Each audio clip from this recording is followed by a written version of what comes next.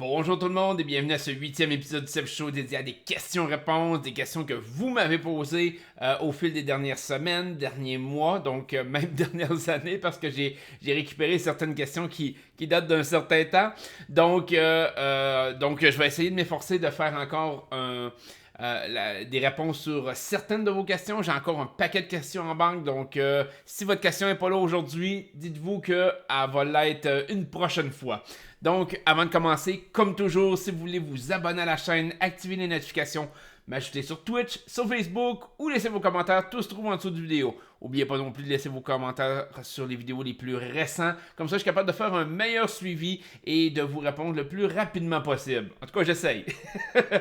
Ça a été dur comme introduction, ça. Bon, donc j'ai pris certaines questions. Il y en a peut-être des plus courtes, des plus longues. J'espère que les réponses vont vous faire plaisir, même s'il y a certaines questions que je sais que ça va peut-être pas prendre la tangente que vous voulez, mais c'est pas grave. Donc, je vais commencer avec une question de notre cher Christophe Lebel qui m'a demandé « Salut, j'aimerais savoir ton ranking des saisons de Love Story Québec. » Et ça, c'est une question que j'ai répondu à Christophe directement. J'ai dit, je vais te répondre, mais tu risques de pas aimer ma réponse. Et c'est parce que, sincèrement, j'ai jamais écouté saison de Love Story Québec. C'est réel. Et je veux vous conter une anecdote par rapport à ça. Parce que, qu'on le veuille ou non, c'est un peu bizarre de dire, j'ai jamais écouté ça. J'ai écouté mes saisons, qu'on le veuille ou non. J'ai écouté Love Story 4, j'ai écouté Love Story 6, une fois chacune. J'ai jamais réécouté les épisodes, j'ai jamais... Fait qu'il y a beaucoup de gens qui me disent « Ah, tu dois réécouter ça souvent, tu dois le remettre, t'as gagné. » Non, j'ai écouté Ma Victoire une fois, j'ai écouté la saison 4 une fois. Fait que mon souvenir, il est lointain un petit peu. Fait que quand les gens me parlent de choses, des fois... c'est loin dans ma tête. Des fois, je me rappelle du souvenir, des fois, je suis comme... que, je le réécoute pas parce que je méprise ça. C'est simplement, j'aime pas nécessairement me voir à la télé. C'est un peu bizarre, c'est un peu contradictoire vu que j'ai fait de la télé-réalité, puis que j'ai fait d'autres choses à la télé. Mais je suis pas quelqu'un qui... Je pourrais dire que son orgueil dépasse le côté de dire il faut que je me voie à la TV. Et je suis pas ce genre de personne-là qui a ce besoin-là de se voir puis de m'auto-glorifier d'une certaine façon, puis d'être dans un état d'esprit de ce genre-là. Fait que, pour vous expliquer un peu l'anecdote que je voulais vous conter par rapport à Love Story, par rapport au fait que si j'avais écouté ou non les saisons passées, je remonte, et là je me rappelle pas si c'était les auditions, je pense que c'était les auditions de Love Story 4, mais je suis pas sûr. C'était peut-être les auditions de Love Story 3. En tout cas, bref, la question, quand on a évidemment les auditions, on passe devant un jury. Donc, c'est souvent des membres de la production, des gens que ce soit de TQS ou des membres qui étaient directement liés à Love Story qui regardent pour les joueurs qu'ils vont prendre. Puis, ils posent des questions. Et une des questions qui est venue sur le tapis, c'est de dire quelle a été ta meilleure saison de Love Story? À quel joueur tu t'identifies? Tu sais, je veux dire, tu te présentes ici parce que tu écoutes Love Story et tu aimes un joueur. Et moi, ma réponse avait été moi, Love Story, j'écoute pas ça, c'est bien trop plate. Et c'était vrai, c'était une réponse qui venait vraiment sincèrement du cœur, c'est de dire écoute, j'écouterai pas un show de merde qui est ses relations de couple, je crois pas en ça. Puis tantôt, j'ai dit que j'avais écouté juste le 4 et le 6, mais j'ai écouté le 5 aussi, vu que j'ai travaillé sur le show. Mais bref, vous comprenez l'idée. J'ai pas écouté Love Story 1. Fait que, quand le monde me parle de la tentacule, je sais c'est quoi, j'ai déjà vu ça, mais je m'en fous. Je veux dire, moi Hugues, avec sa tentacule, ça me passe 36 000 pieds par-dessus la tête. J'écoutais pas Love Story la première saison, j'ai pas écouté Love Story deuxième saison, j'écoutais pas Love Story troisième saison. Fait que Mathieu Baron, je le connaissais de nom. Kim, je la connais de nom. Tentacule Hugues, je connais ça de nom. J'ai jamais vu les saisons. T'sais, il faut que vous vous mettiez dans ma place que je suis quelqu'un qui écoute la télé-réalité pour le côté compétitif de la télé-réalité. Fait que moi, de ce côté-là, là, à côté de Love Story, j'avais des Survivor, Big Brother, Amazing Race. Fait que Love Story, là, c'était le dernier de mes soucis. Je me présentais aux auditions de Love Story parce que c'était ce qui se rapprochait le plus logiquement de la télé-réalité américaine. mais c'était quand même loin de la télé-réalité américaine. Fait que, et c'est pour ça que quand je suis arrivé à Love Story 4, c'est qu'en fait, moi, le concept de base de Love Story, j'en ai rien à faire. J'y vais avec ma stratégie, j'y vais de façon compétitive, puis le reste, je m'en fous. Et parce que, dans le fond, je ne croyais pas au concept de base et je ne l'écoutais pas pour cette raison-là. Fait que j'espère que j'ai répondu à ta question, Christophe, même si c'est pas tout à fait la réponse que tu aurais probablement espéré. Fait que après ça, on a eu Doom Doom. Ça, c'est une question qui date d'un certain temps. D'un certain temps, de quelques mois, je crois, qui m'avait demandé, Sébastien, une autre question à savoir politique. Dis-nous ce que tu penses en gros de la loi 21 sur la laïcité. Puis ça, c'est par rapport au gouvernement Legault. J'ai eu beaucoup de questions d'ordre politique, social. J'ai des questions encore, je pense, sur Mike Ward, entre autres.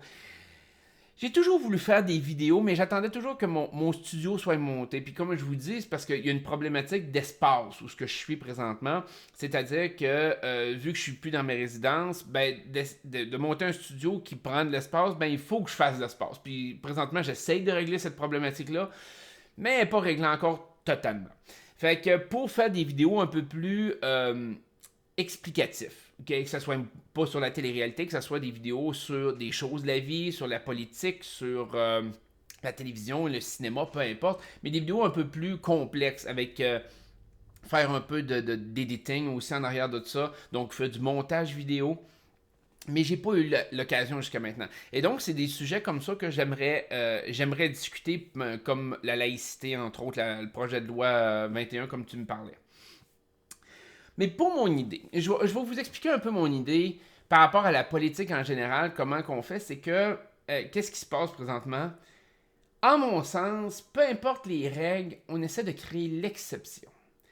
Et ça, c'est un concept à lequel je suis totalement en désaccord parce que de créer l'exception crée un problème plus gros.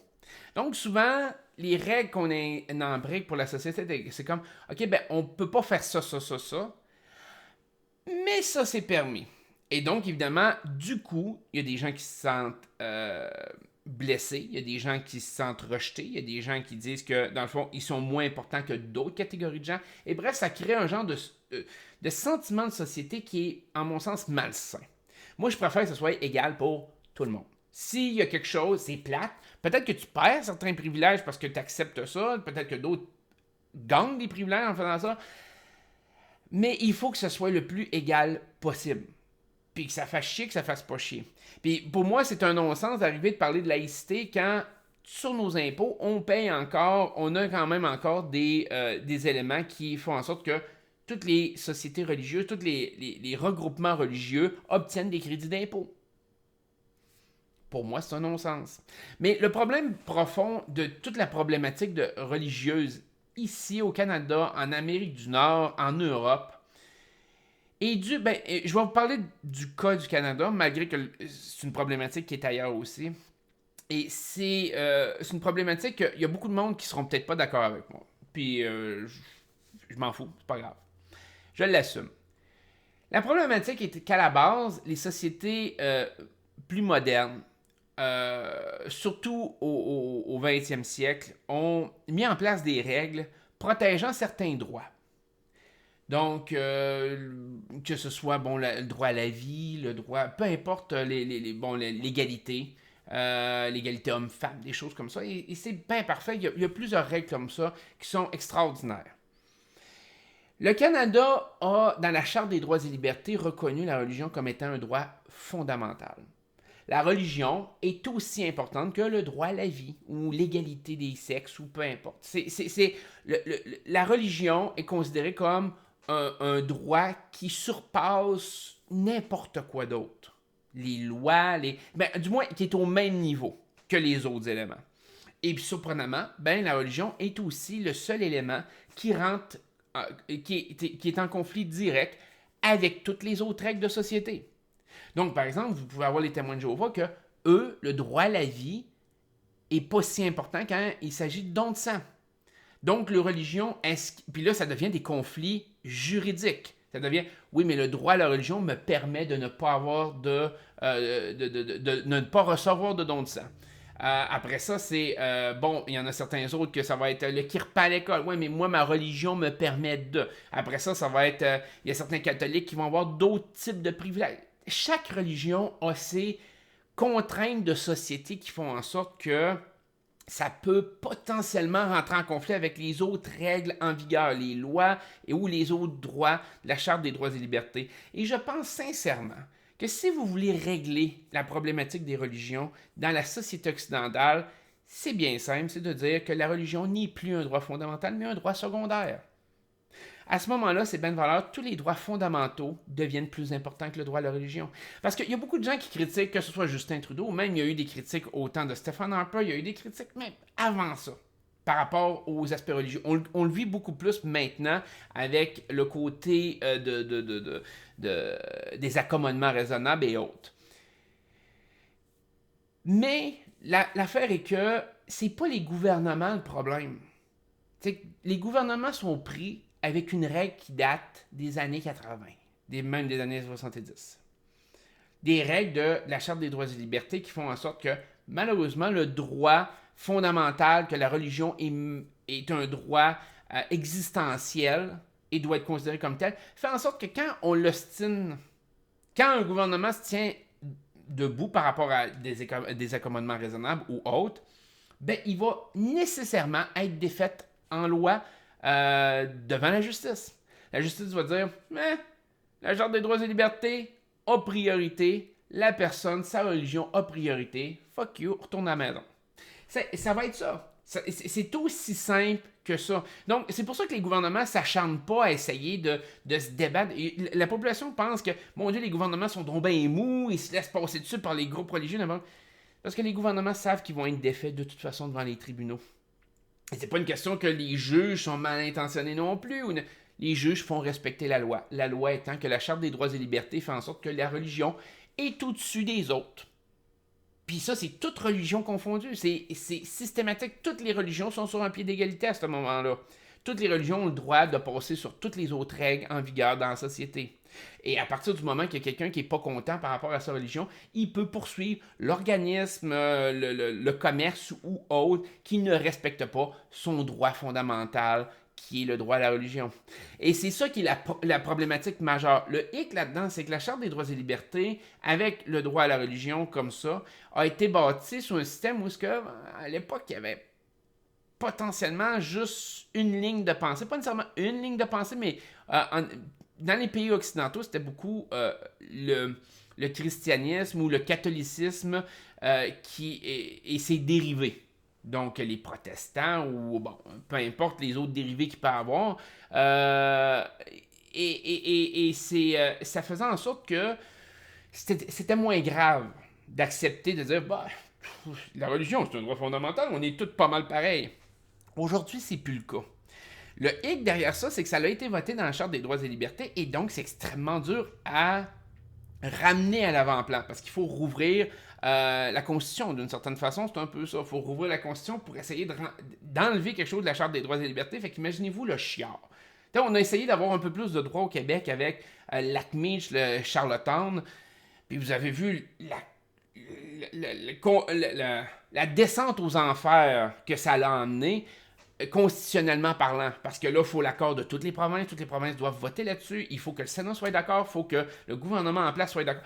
C'est un chiard. C'est quelque chose qui devient... Puis c'est certain que ça va chier. Quelque part, la religion est impliquée.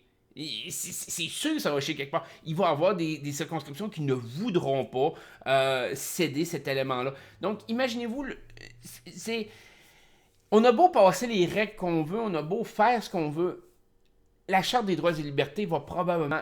Et puis, avec Legault, je comprends où est-ce qu'il s'en va. Il veut mettre un veto. Est-ce que ça va fonctionner? Ça ne fonctionnera pas. Je suis moins au courant. Je me suis moins tenu au courant par rapport à toute cette dynamique-là dans les dernières semaines, derniers mois.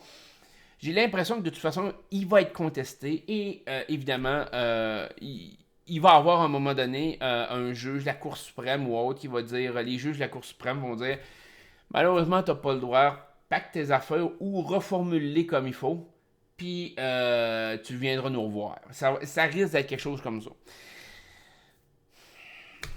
J'ai l'impression. Parce que malheureusement, la Charte des droits et libertés ne permet pas ce genre d'intervention du gouvernement par rapport à la religion. Le gouvernement est un peu considéré comme en dessous de la religion, vu que la religion est considérée comme un droit fondamental. C'est plate, c'est ça. C'est comme ça que la société a été bâtie. Fait que, au lieu de s'acharner sur des points... Parce que présentement, j'ai l'impression que la société actuelle s'acharne sur les virgules. C'est-à-dire de dire, on essaie de régler un problème là. Fait que, qu'est-ce qu'on voit dans les médias ou qu'est-ce qu'on voit sur les réseaux sociaux, c'est souvent un impact limité de qu'est-ce que le fait que la religion soit un droit fondamental implique dans notre société. C'est-à-dire, il y en a un qui demande un privilège, c'est inacceptable. Oui, ça l'est parce que malheureusement, la Charte des droits et libertés le protège. Bon. Le problème, c'est pas l'action là, c'est la charte qui protège toutes ces actions-là de toutes les religions de façon égale. Péter cet élément-là, ça fera pas l'affaire de tout le monde, mais à ce moment-là, vous allez avoir un débat qui va être beaucoup plus simple. Elle va avoir un débat, elle fait comme, ben, malheureusement, la religion n'est pas si importante que ça. Du moins, elle n'est pas importante au stade de dire qu'elle a priorité sur nos lois ou qu'elle a priorité sur d'autres droits fondamentaux. Parce que le conflit est un peu là-dedans. Fait que c'est un sujet qui... Puis là, je vous ai emmené ça. Là, avant de rentrer en stream, ben, de faire cette vidéo-là, je dis stream parce que je fais tellement de Twitch dernièrement, mais avant de faire la vidéo YouTube d'aujourd'hui, j'ai pas révisé de notes, j'ai pas commencé à revoir, de dire mes dates sont-tu bonnes, je suis-tu dans le champ par rapport à certaines, je pourrais dire, certaines logistiques politiques ou certains, est-ce que je suis à jour sur ce qui se passe présentement? J'ai rien fait, je l'improvise. Fait que, est-ce que je suis dans l'erreur dans certaines affaires? C'est possible. Et c'est pour ça que je voulais, pour tout ce qui est question morale, sociale, psychologique, philosophique, je préfère faire des vidéos éventuellement qui vont être à part de ces vidéos-là de questions-réponses parce que c'est des questions qui sont beaucoup plus pointues, qui demandent une réflexion beaucoup plus profonde et une vérification de faits. Parce que malheureusement, je vois beaucoup de gens qui commentent la politique actuelle, qui la commentent sans connaître toutes les ramifications. Fait que je veux pas que vous me lanciez de roche si j'ai eu des faits un peu, je pourrais dire, que j'ai étiré un petit peu sur certains aspects, j'ai étiré l'élastique sur certains aspects ou autres, et que j'ai pas mes faits totalement corrects sur certains aspects. Je le sais pas, il faudrait que je le révise. Ce que je veux dire, c'est que mon point, c'est, ça c'est mon idée de base, mais pour faire une vraie vidéo là-dessus, puis pour répondre à ta question fondamentalement, Doom Doom, il faudrait que je passe beaucoup plus de temps, que je prépare une vidéo et que je vous fasse un vidéo, exemple, d'une demi-heure qui est beaucoup plus explicatif, qui a des cotations exactes, des citations exactes, et que j'aurais vérifié et contre-vérifié avant pour que ce soit plus concis. Je vais dire ça de même. Fait que j'ai répondu quand même un peu à ta question. Je trouve que j'ai pas fait un bon travail en répondant à ta question, mais j'ai essayé d'y répondre en improvisant directement devant la caméra. J'espère que ça te satisfait. Un jour, probablement, que je vais faire des vidéos. Dès que je vais me sentir à l'aise puis que je vais avoir un peu de temps pour bâtir ce genre de vidéo-là, parce que ça demande énormément de préparation. Je suis quand même quelqu'un de tout seul pour tout faire ça. Fait qu'autant mes Twitch, mes vidéos YouTube, puis... Fait que ça demande une logistique qui est plus grande et du temps de plus, mais ça va être quelque chose que c'est sûr que j'aimerais explorer. Fait que si j'ai pas eu mes choses comme il faut, comme je vous disais, je m'en excuse. Faut pas vous me lanciez de roche. Je vous le dis, je l'ai improvisé, j'ai rien vérifié avant de rentrer en vidéo. Fait que prenez ça avec un grain de sel, prenez ça avec juste ma vision de base. Puis à un moment donné, ben, je vous l'expliquerai peut-être un petit peu mieux avec des connaissances un peu plus approfondies puis des faits réels pointus sur lesquels je suis capable de baser mon opinion. Bon, on a eu Gaëtan Julien qui nous a demandé, j'aimerais savoir pourquoi à chaque fois que le maître annonçait une activité ou un concours lié à un commanditaire ou autre, il y avait toujours des cris de joie pour pas dire des cris de mort. Complètement absurde. Bon, et puis il nous demande, venant des candidats, bref, c'était une obligation de vous manifester exagérément à chaque fois qu'une activité est annoncée ou bien ça venait spontanément de la part du groupe. Gaëtan, il faut que tu te mettes dans le contexte que tu sais, t'es enfermé, puis tu fais rien. C'est un peu ça, tu te chicanes, c'est les conflits qui passent beaucoup à l'intérieur. Le monde braille, le monde a des dents terribles, le monde se chicane, le monde se tape ses nerfs. T'es dans un environnement extrêmement nocif. Je veux dire, c'est comme, d'une certaine façon... Puis oui, t'as le prix à la fin, mais jusqu'à ce que t'ailles le prix à la fin, là, c'est quasiment comme si c'était une prison. Là. d'une certaine façon, t'es nourri, logé, oui, mais tu sais, tu peux loger. En tout cas, je vais prendre comme Lost Story 4, on pouvait même pas sortir dehors. Fait que, de cet angle-là, le moral est très bas. Donc, quand arrivait une activité où on pouvait gagner des prix, qui était commandité surtout, ben on était excités. Puis la majorité du temps, je te dirais 90% du temps, les gens réagissaient comme ça de façon spontanée. Parce que ça amène un côté ensoleillé. Tu te dis, hey man, je vais peut-être gagner un prix, je vais peut-être ci, je vais peut-être ça.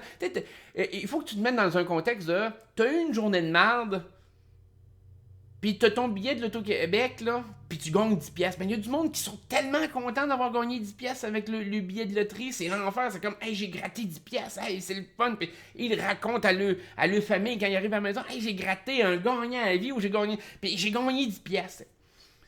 Ben, c'est un peu le même principe. C'est-à-dire que tu vois, tu as une activité qui peut te rapporter quelque chose. Évidemment, tu es toujours content. Tu es comme, hey man, puis tu sais pas c'est quoi le prix nécessairement au départ. C'est comme, ah, il y a une activité aujourd'hui, puis c'est commandité par Mini Weeds, ou c'est commandité par un tel, ou ci, ou ça. Tu te dis, hey man, ça va peut-être être de l'argent cash, ça va peut-être être des prix intéressants, une TV, tu sais, ça. Puis là, tu te dis, Colin, ça va peut-être être le fun. Tu sais, ça va peut-être être quelque chose qui va être trippant. Fait que, je te dirais que dans la majorité des cas, c'est spontané. Fait que la production intervient jamais dans ça. De mon vécu, j'ai vécu une fois que la production l'a demandé. Et c'était une fois où ce que la veille, ça avait vraiment dégénéré sur un méchant temps. Ça avait mal été, on s'était chicané. L'ambiance était de merde. Sincèrement, c'est vraiment une ambiance de merde. Fait que tout le monde s'est couché tard. Je me rappelle pas dans quelle situation exactement. Je pense que c'était dans Love Story 4. Je pense l'événement, mais je suis pas sûr. Fait que, en tout cas de la soirée, mais je suis pas sûr. Fait que, il y avait eu de l'alcool impliqué, puis tout. Puis, bref, le lendemain matin, quand le monde se sont levés, là, tout le monde avait un air de bœuf. Tout le monde avait un air de bœuf. Tout le monde était comme ses dents. Tout le monde était frustré. Il y avait tu sais, quand t'arrives dans une pièce, puis là, t'as de la tension dans l'air. Tu le sais, là, que, tu sais, t'es comme une bombe à retardement, là. Puis, il y avait une activité qui a été annoncée. Puis, tu sais, on n'a pas sauté le jouet, là. Tu sais, on a comme fait, ok, ouais.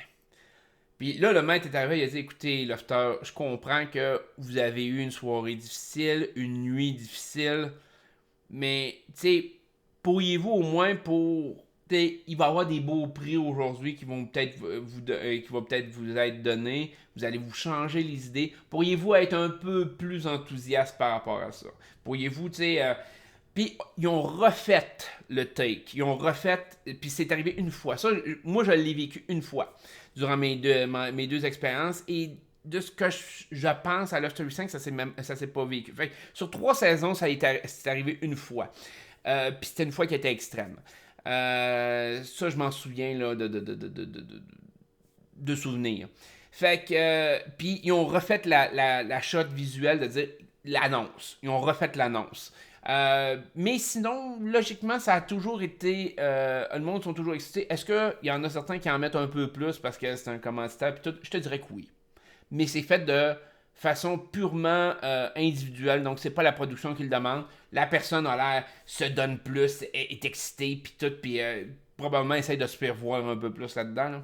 Mais ça vient du joueur et ça vient pas de la production. Fait que, tu sais, comme je te dis, ça a l'air fake à TV. Mais avec l'ambiance, puis avec tous les éléments qui rentrent en ligne de compte derrière, je te dirais que. Je te dirais pas que tous les comportements sont normaux, mais je te dirais que globalement, l'excitation est quand même. Même moi, tu sais, je veux dire, il y a des fois des compétitions, tu sais. Moi, personnellement, il y a une compétition que je voulais pas faire. Fait que toutes les autres, c'était comme, hey, wow, tu sais, ça va être hot, puis ça va être, tu sais, c'est comme, je peux gagner des prix, puis je suis très compétitif. Fait que t'as le goût de participer. T'as le goût d'avoir une activité particulière qui va peut-être te donner de quoi, c'est certain. Fait que j'espère avoir répondu à ta question là-dessus. On a Gabriel Rasco qui m'a demandé Bonjour Seb, est-ce que tu te fais reconnaître dans la rue ou quand tu sors parfois? C'est étrange parce que des fois, oui, énormément, puis des fois pas pantoute. Je te dirais que c'est vraiment variable, c'est vraiment selon les endroits que je vais, ça dépend des moments où ce que j'y vais. Aujourd'hui, j'ai beaucoup de Ah oui, on t'a déjà vu quelque part. Me semble que ta face me dit de quoi. Ça j'ai beaucoup de ça maintenant. Tu sais, 10 ans après, c'est beaucoup ça que j'entends. Tu sais, ouais, je me rappelle de toi, mais je me rappelle pas de où. Ça, j'en ai beaucoup maintenant. Ça, c'est ce qu'on me dit souvent. Fait que le monde me reconnaît ou je vois que les gens me regardent, puis tu sais, ils cherchent dans le tête, genre, ah, me semble que je l'ai vu quelque part, puis ils me parlent pas, mais tu sais, il y a une petite lumière qui est à la limite. Fait comme, me semble que lui, il me dit de quoi, tu sais. Évidemment, la majorité des gens cherchent par rapport à des gens qui connaissent. Il y a beaucoup de gens qui c'est ça, c'est comme tu serais pas allé à telle école, tu serais pas allé, tu travaillais pas de telle place, tu viens pas de tel coin, tu viens pas. Ça, on me le dit souvent, là, d'essayer d'élaborer dans la vie quotidienne des gens, puis finalement, ben, ils se rendent compte que non, finalement, j'ai fait de la télé, puis ah oui, c'est vrai, tu sais. Mais j'ai beaucoup moins de gens qui disent, hey man, toi à Love Story, tu sais, j'en ai encore, mais moins. J'ai plus de gens qui me reconnaissent, mais ils savent pas de où. C'est ça, c'est pas mal le mood actuel. Mais il y a des journées qu'il y a personne qui me reconnaît, ou du moins, j'ai pas l'impression qu'il y a des gens qui me reconnaissent. Puis c'est bien correct, ça fait 10 ans. Puis, moi, être franc avec vous, je me demande s'il n'y a pas de certains joueurs contre qui j'ai joué dans Love Story 4 puis Love Story 9, Love Story 6, excusez-moi, que ben, j'avais 2009 en tête.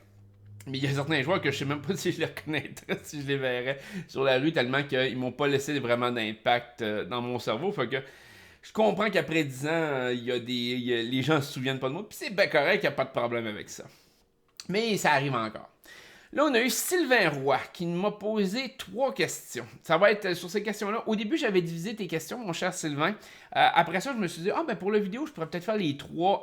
Parce que Sylvain disait qu'il avait l'impression que je répondrais pas à ses questions, mais peut-être que j'y écrirais. Mais Sylvain, je vais répondre à tes 3 questions directement dans la vidéo. J'espère que ça va faire l'affaire. Fait que Sylvain nous a demandé, première question, dans Love Story 4, as-tu regretté d'avoir exercé ta vengeance du maître sur Stéphanie, qu'on sait qu'en bout de ligne, elle n'a pas survécu à la 3e semaine? La réponse est non. Je regrette absolument rien par rapport à Stéphanie. Faut que vous vous mettiez dans le contexte que quand tu obtiens le pouvoir, les informations étaient fragmentaires sur qui était fort, qui était fait. Fait faut que tu fasses attention avec ton feeling. Faut que tu te dises, OK, côté feeling, est-ce que c'est une personne qui peut être forte? C'est-tu quelqu'un qui peut me nuire à long terme? C'est-tu quelqu'un qui est autant compétition, autant mental, autant social, puis tout? Bon. Et le problème de Stéphanie, c'était que elle avait un caractère qui était super aimé à l'intérieur. Tu sais, je pense sincèrement que Stéphanie aurait été très difficile à mettre au balotage. Sincèrement. Peut-être avec Mimo, mais ça aurait été difficile. Ça aurait été extrêmement difficile. Et le fait que ce soit aussi difficile de la mettre au balotage faisait d'elle une compétitrice très, très féroce. Les gens l'aimaient. C'était une femme qui avait la tête sur ses épaules. C'était une femme qui pouvait se zigzaguer un peu.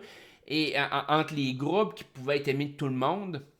Donc, en mon sens, la choisir elle, c'était un très bon move pour épuiser son vote au minimum, épuiser le vote à l'extérieur. Évidemment, elle n'a pas eu l'impact que je pensais au départ parce qu'elle s'est collée avec Mimo, puis elle a comme disparu des écrans par la suite, malgré qu'elle était au balotage. Mais ça, tu peux pas le savoir. Il faut que tu y ailles avec ton instinct du début, de dire, tu regardes les joueurs autour, tu te dis, OK, lequel je vais avoir de la difficulté à faire sortir. Puis, dans les premiers jours, quand je regardais ça, sincèrement, les 2 personnes que je voyais que j'aurais de la difficulté à faire sortir, c'était Thomas et elle. Et la décision s'est décidée de dire Thomas a l'air du genre de gars qui peut se planter beaucoup plus facilement que Stéphanie. Point. Il est plus abrasif, il est plus. Je pourrais dire, il est plus agressif dans sa façon d'être. Donc, Stéphanie, elle, plus posée, plus intelligente, plus émotionnelle. C'est dangereux. Elle peut être aimée du public facilement. Thomas, il peut se faire détester facilement par le public. Fait que je suis allé avec une option qui, en mon sens, avait du sens. Quand c'est fait sortir, oui, elle était devenue une alliée. Mais d'un autre côté, à la fin, il y a juste une personne qui gagne. C'est exactement le même principe avec Mimo. J'adorais Mimo d'une certaine façon, de dire, OK, c'était mon partner en dedans, je pouvais jouer avec, puis tout. Mais d'un autre côté, ça m'a pas dérangé du tout quand il a fallu que je le sacrifie, puis que je le convainque d'aller au balotage contre Thomas. C'est comme dans son duel. C'est comme, ben écoute, moi je veux survivre une semaine de plus. C'est un peu ça. Je veux dire, moi je suis pas nominé, puis je savais qu'en plus, le balotage de Mimo faisait en sorte que je me sauvais 2 semaines, parce qu'il y avait trop de gars qui avaient été éliminés tout en ligne. Fait qu'en me sauvant 2 semaines, ça vaut la peine de sacrifier un allié. Ben, c'est un peu la même affaire avec Stéphanie. En la mettant au balotage, ça me permettait de probablement survivre plus longtemps, ou du moins de mettre quelqu'un qui avait de l'importance et d'épuiser son vote au minimum. Fait que non, j'ai aucun regret là-dessus. Je pense que c'était le bon move. Pour les autres joueurs, je pense que Thomas aurait survécu pareil, avoir été au balotage pendant 3 semaines. Dans les autres joueurs, je vois pas qui j'aurais mis vraiment de dire à ce moment-là, là, avec le feeling que j'avais, je voyais pas vraiment d'autres joueurs ultra forts à l'intérieur. Je voyais beaucoup de lacunes dans chaque joueur. Stéphanie, j'en voyais pas beaucoup. Et Stéphanie m'avait donné une bonne raison de la mettre aussi. C'était elle qui m'avait annoncé que j'étais que les filles m'avaient choisi le premier soir pour devenir patron, mais dans le fond, c'est comme un vote de rejet quand même. Et elle avait forcé pour que je le sois. Fait que moi, j'avais l'excuse parfaite, fait que je pouvais m'en sortir sans avoir trop de sang sur les mains, de dire, ben écoute, t'as forcé pour que moi, potentiellement, je me fasse éliminer. Écoute, je te rends l'appareil puis je te mets. Et c'est un peu ça. Fait que je m'en suis bien sorti. Et d'ailleurs, c'est pour ça que j'ai été capable de rebâtir après, de dire, bon, ok, là, on est fair, square. Toi, tu m'as annoncé ça, tu avais forcé un peu pour que je me fasse sortir. C'était la fille qui était la plus réticente par rapport à moi-même quand j'avais eu mes conversations dans la deuxième ou troisième journée par rapport à la stratégie justement de ce vote-là. J'avais rencontré chaque joueur. C'était la joueuse la plus réticente, je pourrais dire, la plus difficile à gager là-dedans. Fait que mon choix s'est fait vite. J'avais beaucoup de raisons pour la mettre. Puis je l'ai mis. Aussi simple que ça. Fait que j'ai aucun regret. Dans Love Story 6, quand Arcadio, dans son message d'adieu, parle de David en disant qu'il est un fin stratège et qu'il avait joué une grosse game et qu'il en profite pour un peu t'écorcher au passage. À ce moment-là, as-tu eu un doute dans ton esprit? As-tu eu peur que David ait réellement été un gros joueur stratégique et qu'il te fasse la peau en finale? Surtout quand on sait qu'il avait survécu à un gros balotage 2 semaines avant. Le cas David est un cas particulier, puis moi, pour les fans de Survivor, vous allez comprendre ma comparaison. Je vais comparer ça à Rob Mariano, à Survivor 4 Marquesas et Survivor 8 All-Star.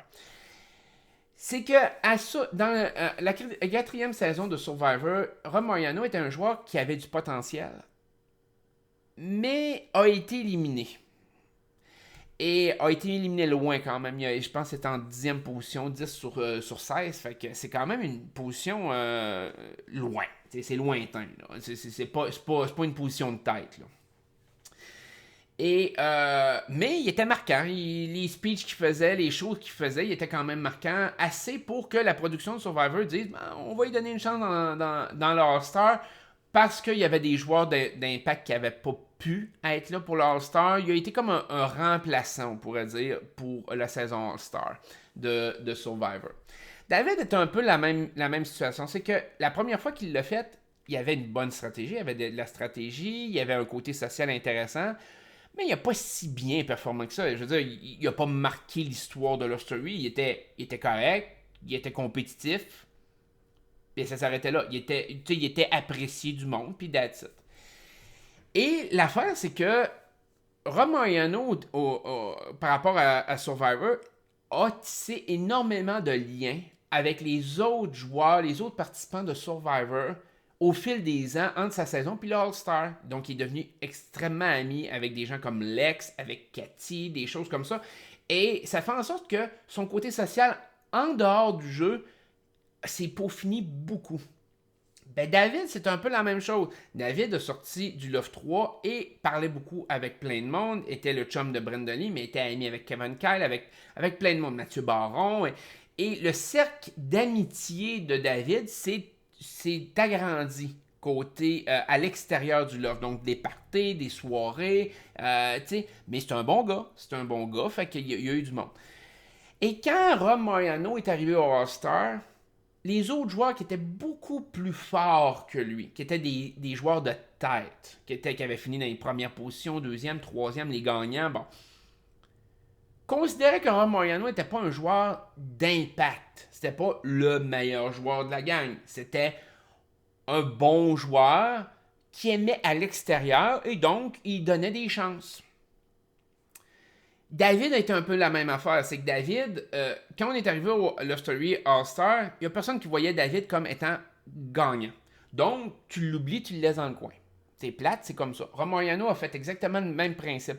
Sauf que David est quand même assez intelligent et stratégique pour profiter de cette... pas nécessairement de cet oubli-là, mais du fait qu'il est vu comme moins menaçant que les autres joueurs. Alors que quand tu es vu comme étant menaçant, comme moi, comme Mathieu Baron, ben toute l'attention des joueurs est axée sur toi. Fait que c'est beaucoup plus difficile. Puis je vais comparer ça un peu comme un match de hockey. Ben c'est certain que si t'es Sidney Crosby, si t'es Wayne Gretzky, si t'es un joueur d'avant-plan, ben la défense de l'autre équipe va se centrer sur toi. C'est plate, c'est toi qui vas prendre le hit tout le temps, tout le temps, tout le temps, tout le temps. Puis, ils vont oublier le joueur sur l'aile gauche ou sur l'aile droite qui va arriver, surtout l'aile droite, parce que, ben, gauche pour vous autres, mais droite pour moi, fait que, qui est un peu plus un nobody, qui peut être un excellent joueur, mais qui n'est pas le joueur central. Puis à ce moment-là, ben, c'est la combinaison des joueurs parce que ça joue en équipe. Fait que ça, c'est correct. C'est la combinaison un peu de ce pattern-là de faire ta passe, de rentrer, de buter quand même. Puis dans ce jeu-là, c'est un peu le même principe. C'est juste que tu joues pas en équipe. Fait que ton joueur d'avant-plan, il a toute l'attention sur lui, puis il faut qu'il se défende tout le temps, tout le temps, tout le temps, tout le temps, alors que David n'avait pas besoin de le faire. David n'était pas sur la défensive d'aucune façon. Mais ça, je l'ai vu. Et l'affaire, c'est que l'anecdote qu'il y a beaucoup de monde qui ne connaissent pas par rapport à Love Story 6 parce que ça n'a pas été montré. Mais à la semaine 5, David se faisait sortir. J'avais concocté le plan de faire sortir David à la semaine 5 avec Arcadio, Priscilla, avec Dominique. On en avait discuté, surtout avec Priscilla, que j'avais discuté de ça aussi beaucoup.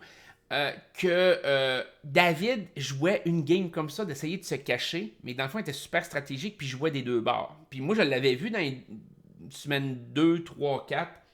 Je trustais pas David le moindrement du monde. Tu sais, j'étais comme, non, David, faut le faire sortir. Tu sais, faut faire sortir David, puis je veux pas l'avoir dans les jambes trop longtemps parce que je sais le genre de game qu'il y a. Parce que moi, je le comparais à Rob Mariano. Et pour finaliser un peu la pensée de Rob Mariano, dans l'All-Star, c'est le jeu qu'il a joué exactement comme David. Et il s'est rendu en finale. Et c'est dangereux. Et c'était dangereux de ce côté-là parce que les gens peuvent dire ah ben regarde, il a bien manœuvré, il a bien paru, il a bien fait ça. Puis je voulais pas d'un Rob Mariano dans l'All-Star. C'était comme non, t'es arrivé par la bande, les joueurs te considéraient pas. Les gros joueurs te considéraient plus bas qu'eux autres. Là, tu es capable de bien performer, tu fais tes games en dessous pour arriver à la fin et dire regardez comment j'ai été stratégique. Mais c'est parce que tu as eu la marge de manœuvre, tu avais la latitude pour le faire. Ce que moi, ce que Mathieu Baron ou d'autres joueurs comme Arcadio, on n'avait pas. Fait que c'est facile d'être un bon joueur quand tu as de la latitude. C'est un peu comme moi, tu sais, souvent le reproche que je fais à Love Story 6, c'est de dire écoute, la saison n'était pas stratégique du tout pour la simple bonne raison que tu n'avais aucun pouvoir ou pratiquement aucun pouvoir. Le maître donnait aucune possibilité. Parce que donnez-moi des possibilités d'être patron, donnez-moi des possibilités de gagner des immunités ou de faire de la merde stratégiquement. Je peux vous garantir que j'aurais été all over the place. J'ai essayé de l'être la deuxième semaine, mais j'avais aucune règle, j'avais aucun événement qui pouvait me faire en sorte que je crée de la merde. J'avais rien. Fait que c'est comme, t'as bien beau vouloir, mais t'as aucune latitude. De ce côté-là, la semaine 5, on est arrivé avec, puis ça va être l'anecdote que je vais vous conter. La semaine 5, je décide de dire, on y va all-in, puis on clenche David. Puis David ne le verra pas venir. Puis David ne l'a jamais venu. En fait, il s'en est douté. Puis on voit une séquence à la télé, je me souviens de ce moment-là. David est dans le confessionnal, puis il dit j'ai l'impression qu'il se passe de quoi, là. Puis là, je paraphrase parce que je me rappelle pas de ses mots exacts. Mais j'ai l'impression qu'il se passe de quoi, puis que je vais me faire sortir cette semaine. Et à ce moment-là, il avait très raison, parce que j'étais en train de le sortir. J'étais vraiment avec Arcadio, avec, comme je dis, Priscilla puis Dominique, on était en train de le sortir, il se faisait clencher. Et la stratégie derrière, c'était comme, on élimine David, on affaiblit Mathieu Baron. Delphine venait de se faire clencher, fait qu'on savait que Mathieu Baron était déjà affecté. On savait qu'en y enlevant David, il serait doublement affecté, il serait tout seul, isolé dans son coin. On savait que ça enlevait l'allié de Hugues, que Hugues suivait au cul. Puis on savait qu'on enlevait la tête pensante du groupe neutre, des flotteurs, on pourrait dire. Puis ça a duré. L'élimination, c'était le dimanche. Et la stratégie a perduré jusqu'au vendredi soir. Ouais, le vendredi soir. Ça a perduré jusqu'au vendredi soir de dire OK, c'est David qu'on clenche. On clenche, puis le vote, c'était le dimanche matin. Et là, le vendredi soir est arrivé un événement bien spécial. Alexandra. Puis, surprenamment, là, si David a réussi à rester jusqu'à la fin, c'est à cause d'Alexandra. Parce que Alexandra nous arrive le vendredi soir et elle pète une coche de je veux m'en aller, je veux partir, je suis plus capable, puis je veux faire mes bagages, et là, la crise de je veux crisser mon camp. Et là, le samedi, on s'installe, nous autres ensemble, parce que la stratégie, c'était que le samedi, j'aille voir Christelle avec Alexandra, puis dire à Christelle, ben peut-être pas avec Alexandra, mais au moins aller voir Christelle et dire, écoute, là, ton cul est en danger, parce que, évidemment, David, Hugues étaient on board pour voter contre Christelle, ou Sini, c'était une des deux à ce moment-là. Puis, moi, mon intention, c'était d'aller voir Christelle et simplement sécuriser son vote, de dire, écoute, tu sais, pour Love Story 4, Delphine, je comprends, t'as monté à la tête au début du jeu, tout, on va travailler ensemble. Là, tu veux-tu voter David, puis moi, je te sauve le cul en faisant ça. Puis moi, mon but, c'était de renouer la relation avec Christelle à ce moment-là, de dire, écoute, viens travailler avec nous autres, viens-t'en du bon bord. On élimine David, puis on va éliminer après ça Sini, on va éliminer toute l'autre gang, mais tu vas travailler avec nous autres. Et ça, c'était l'intention du samedi. Sauf que le samedi, on s'est consulté, puis on a dit, attends un peu, Alexandra veut sacrer son camp. Est-ce qu'on ne pourrait pas prendre la stratégie d'éliminer Christelle et de faire en sorte de sortir Alexandra en même temps? Fait qu'on élimine 2 joueurs d'un coup. Est-ce que c'est plus favorable d'éliminer les 2 joueurs d'un coup que d'éliminer David? Et là, ça a été le gros questionnement du samedi. Et on est monté au confessionnal, moi et Arcadio, pour parler au maître, pour lui dire, maître, on veut avoir la confirmation. Parce que présentement, on veut éliminer David. C'est David qu'on va clencher. Mais si tu nous dis que en éliminant Christelle, tu n'accepteras pas le fait qu'Alexandra prenne sa place, ben on pourrait peut-être éliminer 2 joueurs en même temps. Fait qu'on veut juste la confirmation de ne pas revivre un Kevin Kyle la 3e semaine. C'est-à-dire un joueur qui va se dire ah, ben ok, Christelle se fait éliminer, je prends sa place. Je voulais pas ça. Et le maître a tergiversé un peu, puis il nous a dit oui, je vous le promets, si Alexandra a à quitter, elle va quitter avec Christelle et non pas en remplacement de Christelle. Je n'accepterai pas un autre joueur qui prenne la place d'un joueur dans le jeu. Ça, c'est ce que le maître nous a dit. Fait qu'à ce moment-là, avec l'information qu'on a eue, on a redescendu avec Priscilla, Dominique, on a discuté, puis on a dit écoute, ça serait tellement un beau move. Alexandra était sur le point de craquer, elle était en train de brailler, elle voulait sacrer son camp, de dire écoute, ça serait tellement un move épique de sortir Christelle puis qu'Alexandra la suive, puis on élimine 2 joueurs de l'autre gang et on reprend d'une certaine façon la majorité. Parce que c'était une question de majorité. Parce qu'il faut que vous vous mettiez en tête qu'à ce moment-là, il y avait des immunités du public. Mais nous, personnellement, on ne savait pas quand est-ce que ça allait arrêter cette affaire-là. Là. Ça pouvait arrêter à la semaine 6, ça pouvait arrêter à la semaine 8, ça pouvait... Puis nous autres, l'objectif, c'était de garder notre majorité. Et là, on disait, en éliminant 2 joueuses de l'autre côté, on reprend notre majorité un peu plus. L'autre bord est complètement décimé. David et Hugues sont entre les deux, mais on peut éliminer David la semaine prochaine. Ça va être facile d'aller voir, entre autres, Sini et dire hey, Sini, regarde, t'es tout seul de ton bord. Ton alliance a voté contre toi la semaine 3 pour te sortir. Viens avec nous autres, là. On va éliminer David. C'était ça, dans le fond, un peu la stratégie et le thinking en arrière. Sauf que ce qui est arrivé, c'est que finalement, on a mis tous nos œufs dans ce panier-là. On a dit, on y va all-in pour Christelle. On a éliminé Christelle, mais Alexandra n'a pas suivi. Fait que ça a été un...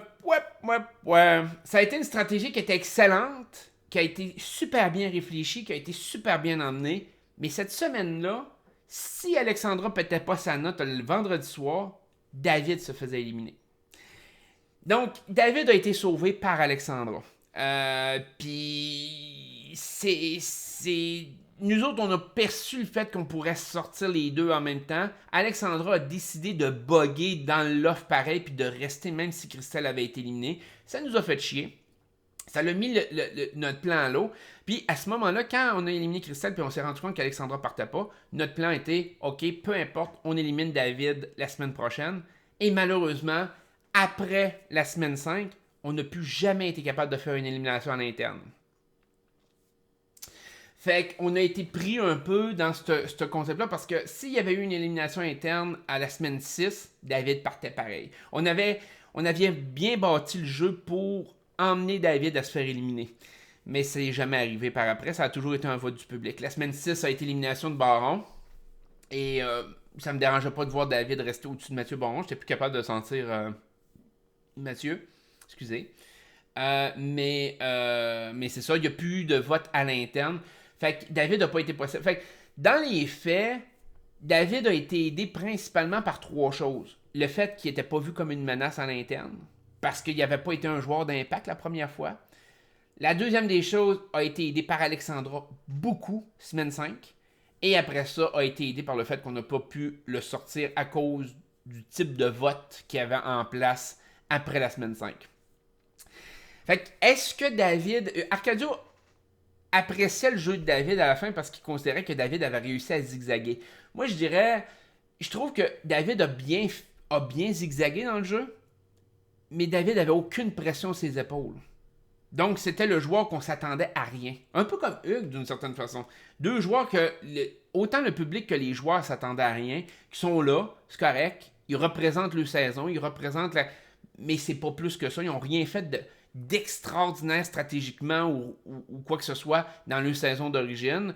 Ont pas gagné leur saison d'origine non plus. Ont pas passé proche de gagner leur saison d'origine.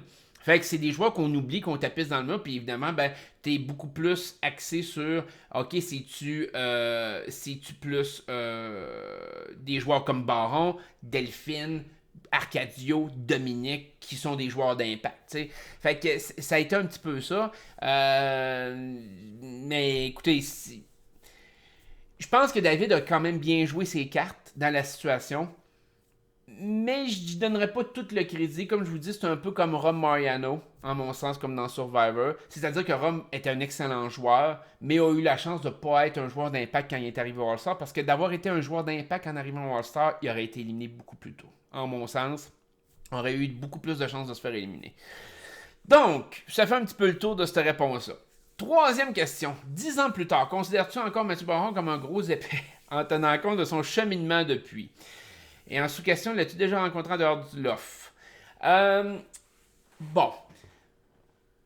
La réponse que je vous donnerais, puis j'en ai parlé beaucoup sur mon stream de Twitch, mais c'est... Mathieu Baron me laisse complètement indifférent. Sincèrement, c'est comme... Il y a des gens qui pensent que j'accorde l'importance à Mathieu Baron ou que j'ai encore mon souvenir de Love Story 6 contre lui présent ou autre. Mathieu Baron, pour moi, c'est comme n'importe quel autre être humain. Lui, plus particulièrement, je me fous de ce qu'il devient, puis de ce qu'il fait, puis de... Tu sais, je veux dire, il me laisse indifférent. L'affaire est que j'entends beaucoup d'histoires en dehors de ce qu'il fait, de sa carrière, je pourrais dire. Fait que quand les gens me disent, il a l'air de s'être réhabilité, pas de ce que j'entends, mais c'est des oui-dire. C'est des gens en qui j'ai confiance, c'est des gens qui ont des bonnes... je pourrais dire, qui ont des bonnes réputations. Il y a des gens de différents milieux qui disent que c'est pas nécessairement super sa réputation à l'extérieur, mais c'est des oui-dire. Je l'ai pas vu. Fait que, est-ce que je peux juger? Sincèrement, non. Je peux pas juger, est-ce qu'il a progressé, est-ce qu'il a régressé, est-ce qu'il est exactement pareil. J'en ai aucune espèce d'idée. Je pense que les gens confondent beaucoup de choses quand ils regardent Mathieu Baron. Ils regardent ce qu'il est devenu en tant qu'acteur, ce qu'il montre à la TV, son physique qui a changé beaucoup, puis ils font comme « Ah, ben il a changé ». Le mental d'une personne ne change pas nécessairement à cause de ces éléments-là. Je pense qu'il y a beaucoup je pourrais dire de peaufinage d'agents d'artistes en arrière de tout ça, de dire oh ben non, fais pas telle affaire, fais pas ci, fais pas ça, fais pas ça, fais pas ça, fais pas ça, parle pas de ci, parle pas de ça. Je pense qu'il y a beaucoup de ça qui rentre en ligne de compte. Est-ce que ça vient personnellement de lui? J'ai jamais vu Mathieu Baron faire une sortie publique puis dire sincèrement, là, j'ai été vraiment con dans Love Story. J'ai vraiment fait un fou de moi. Je le regrette. Ça m'a pesé lourd. Il y a des choses que j'ai faites, des actions que j'ai posées, je me sens mal face à ça. Puis j'en ai parlé, ça l'a affecté mes proches, ça l'a fait de la peine à mes proches. Ça m'a remis en question. J'ai dû me sortir un peu de ce mode-là. Puis ça a reforgé ma personnalité d'une autre façon. Non, Mathieu Baron, là, la dernière entrevue que j'avais vue de lui, il disait que Love Story avait quasiment ruiné sa vie. Ben moi, pour moi, c'est quelqu'un qui vit dans le déni. C'est quelqu'un qui fait comme oh, c'est de la faute de la télé-réalité parce que sinon, mon Dieu, que je serais donc bien meilleur. C'est pas Love Story qui a ruiné, qui a quasiment ruiné ta vie. C'est ta personnalité de merde qui a failli ruiner ta vie. Assume-les. Mais il l'assume pas. Fait que moi, le fait qu'il l'assume pas me laisse supposer que malheureusement, il a pas changé. Ça, c'est ma supposition. Et non pas un fait indéniable. Moi, je sais que j'entends un paquet d'histoires. Il y a plein de monde que je connais qui me rapportent des choses qui sont dégueulasses. Mais c'est des choses que j'ai pas vues. Pour le fait de le revoir à l'extérieur du loft, non, je ne l'ai jamais revu. Il y a des gens qui pensent que ça me dérangeait de le revoir. Pour être bien franc avec vous, moi, ce que j'ai entendu dire, c'est que lui ne voulait pas faire les tournées de promotion avec moi. Lui, tu sais, encore là, c'est du oui-dire. Je sais que, en tout cas, pour ce qui est il y avait eu des voyages à New York, entre autres, il voulait pas être avec moi en voyage à New York. Moi, je m'en foutais. J'aurais été avec lui, j'aurais été avec quelqu'un d'autre, ça me dérangeait pas. C'est sûr, j'ai eu la chance d'être avec Priscilla, fait que c'était merveilleux. Mais on a eu bien du fun, puis c'est une femme extraordinaire, fait que ça a été super trippant. Mais ce que je veux dire, c'est que j'ai jamais eu de problème avec lui. Puis lui avait un problème avec moi personnellement. Moi, c'était un jeu. Puis, il y a beaucoup de gens qui pensent qu'on avait une haine profonde, puis même avant de rentrer dans le jeu, mais je veux vous parler juste de ma perception avant de rentrer à Love Story 6. Moi, à Love Story 6, je voyais les vidéos de Mathieu Baron qui parlait contre moi sur Internet, tout, puis sincèrement, je savais pas trop comment l'interpréter, puis j'en étais arrivé à me dire, peut-être que le gars, c'est pas un cave. Peut-être que le gars, il est vraiment brillant derrière de ça. Puis moi, je le voyais, je me disais, le gars, il monte tellement le hype d'une confrontation entre moi et lui, que c'est comme un genre de lutteur. Tu sais, comme les lutteurs qui font des speeches, puis je vais y péter la gueule, puis là, ça gueule, puis tout. Pourquoi? Parce que ça fait monter le hype. Ça fait monter de dire, ah, c'est la confrontation de tel lutteur contre tel lutteur, puis ah, man, il faut que j'écoute ça, puis hey, ça va être hot, puis là, ils vont se défoncer la gueule, puis tout. Je me disais, peut-être que M. Baron est super brillant derrière de ça. Parce que dans le fond, lui, sa confrontation, c'est que lui, il a l'impression d'être la bonne personne, le héros. Il défend des bonnes causes, puis il va se retrouver contre le méchant. Puis peut-être que son but, c'est de se retrouver contre moi à la fin. Parce qu'en sachant qu'il y a un hype de confrontation entre moi et lui, ben ça fait en sorte que ça nous aide les deux. Il y a comme une confrontation entre les deux. Et si j'écrase, ben lui, c'est vraiment le héros triomphant. Il a réussi à me casser. Puis si je casse pas, ben le hype reste jusqu'à la fin de la saison. Puis tout le monde va vouloir voir une confrontation entre moi et lui à la finale, de voir c'est qui gagne. Fait que je me disais, c'est peut-être brillant son affaire. Fait que moi, j'ai embarqué dans ce trip-là avant. Fait que comme, écoute, puis de l'insulter, puis d'embarquer dans le game. Puis, parce que moi, je voyais ça vraiment comme, ah, c'est une game de lutteur, mais tu sais, dans le fond, c'est un peu un show qu'on monte pour créer un hype. Puis pendant qu'on crée un hype de même, tous les autres joueurs sont laissés dans l'oubli. On parle pas d'aucun autre joueur. Les autres joueurs, c'est comme, non, on s'en fout. Les autres joueurs, c'est pas important. Il y a juste nous deux. Puis la saison, c'est lui contre moi. Fait que c'était une confrontation un peu comme j'avais vécu d'une certaine façon à Lost Story 4, c'est-à-dire moi contre Thomas. C'était un peu le même genre de confrontation, puis je trouvais ça intéressant de cet angle-là. La différence, c'est que quand je suis rentré dans le lot, je me suis rendu compte que c'était pas une game de lutte, c'était pas un hype de lutte. C'est ce qu'il pensait vraiment. Il était vraiment comme ça, c'était pas stratégique, c'était pas réfléchi. C'était vraiment purement émotionnel, alors que moi, il y avait un côté vraiment réfléchi en arrière de ça, de dire stratégiquement, ça peut être quelque chose qui est très jouable, c'est quelque chose, ça crée un hype télévisuel, Et ça peut être quelque chose qui va emmener vraiment un hype autour de l'émission. Et le fait de se dire, crime, on va peut-être se retrouver l'un contre l'autre en finale, puis tout le monde va triper à voter pour un ou pour l'autre. Mais non, M. Baron n'était pas comme ça. C'était vraiment émotionnel, c'était vraiment impulsif comme sentiment. Puis je m'en suis rendu compte assez vite. Fait que c'est pour ça que, en dehors du jeu, il me laisse indifférent. Est-ce qu'il a vraiment changé? Sincèrement, profondément, je pense pas. Je pense que c'est une image, je pense que c'est une façade qui s'est créée. Fondamentalement, lui n'a pas changé, mais il s'est créé une super belle image pour aller avec. Puis j'ai l'impression que ses actions qu'il pose à l'extérieur et la façon qu'il deal avec toutes les situations le prouvent. Puis ses entrevues dans les revues, comme je vous dis, qui rejettent la faute d'avoir mal paru sur Love Story et non pas sur ses propres erreurs, ça démontre quelqu'un qui vit dans le déni, qui n'accepte pas ce qu'il a fait, qu'il n'a pas passé outre, qu'il n'a pas été capable de bâtir là-dessus, qu'il n'a pas été capable d'obtenir une réelle rédemption. Il fait juste dire, oh non, j'oublie cette période-là, là, puis c'était de la faute des autres.